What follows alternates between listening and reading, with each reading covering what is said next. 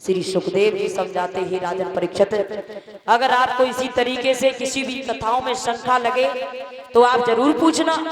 तब तक महाराज परीक्षित ने एक और प्रश्न कर दिया, जवाब दिया, प्रभु एक बात और बताओ कि मानव को अपने जीवन में किस तरीके से रहना चाहिए, मानव को अपने जीवन में किस तरीके से रहना चाहिए। तो श्री सुखदेव जी कहते हैं, राजन परीक्षित अगर ये पूछना चाहते हो तो गीता के 6ठे अध्याय में ये बात तो अर्जुन ने भगवान कन्हैया से पूछी थी और कहा था, श्याम एक बात बताओ कि मानव जीवन में तो आ जाता है लेकिन महाराज ये कभी नहीं सोचता है कि हमें कैसे क्या कार्य करने, तो हमें एक बात बताओ जीवन में कैसे रहना चाहिए। तो बड़ा सुंदर सा श्लोक लिखा है, आत्मोपमेन सर्वत्र संपश्येत योगार्जुनम सुखवायति वाक सुख सा योगी परमोमता। कहते हैं कि मानव को अपने जीवन में परम योगी बनकर के जीना चाहिए। और परम योगी कौन होता है दादा?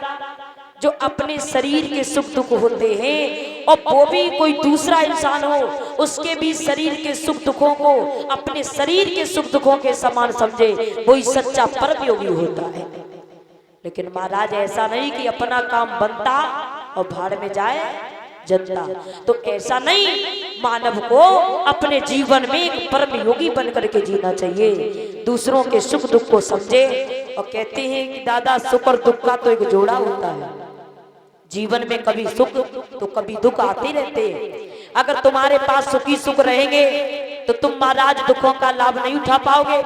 तुम क्या अगर दूसरों के पास दुख होंगे तो तुम उनके दर्द को समझ नहीं पाओगे। इसलिए प्रभु तो स्वयं कहते हैं, अगर तुम्हारे पास सुख है तो आने वाला पीछे से दुख भी खड़ा है, और अगर तुम्हारे पास दुखी दुख है तो ऐसा मत कहना कि हमारे पास सुख नहीं आएंगे, जरूर आएंगे, एक दिन जरूर आएंगे। तो ध्यान रखना भैया, श्री सुखदेव जी तो यहाँ तक समझाते हैं, राजन परीक्षित आपको कथाओं में शंका लगे तो हमें ऐसे ही जरूर पूछते रहना। बोले ठीक है। तब तक महाराज एक और प्रश्न कर दिया श्री सुखदेव जी से। महाराज परीक्षित ने कहा, बोले एक बात और बताओ, महाभारत की कथा तो आपने बहुत अच्छी सुनाई, मुझे पता है, प्रथम दिन की कथा में बहुत अच्छा आपने वर्णन किया, लेकिन समझ में एक बात नहीं आती है कि भीष्म पितामह जी अपने जीवन में ऐसे कौन से कर्म कर दिए थे जो उनको बाणों की सैया पे सुला दिया था। ऐसा कौन सा उन्होंने खोटा कर्म कर दिया था? भीष्म पितामह जैसा होना कोई मुश्किल है, लेकिन ऐसा क्यों हुआ था जो उन्हें बाणों की सैया पर सुला दिया?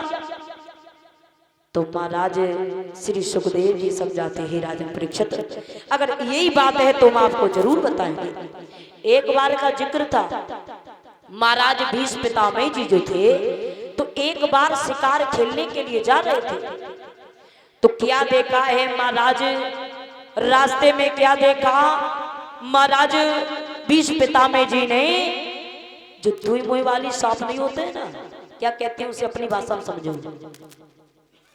वैसे लक्ष्मी भी कहते हैं और कोई और, हाँ, जो दुई मुई वाली जो सर्प है, क्या कुछ कहते हैं, क्या मुझे नहीं पता। तो वो रास्ते में महाराज जा रही थी, तो महाराज भीष्म पितामह जी ने जैसे ही देखा तो मन में विचार किया, इसकी तो मृत्यु हो जाएगी अगर मैंने रत्र अपने ना निकाल दिया। तो उसे अपने धनुष के बल से उठाया और इतनी तेजी से फेंका कि महाराज वो एक बेरिया में जाकर के लटक गई।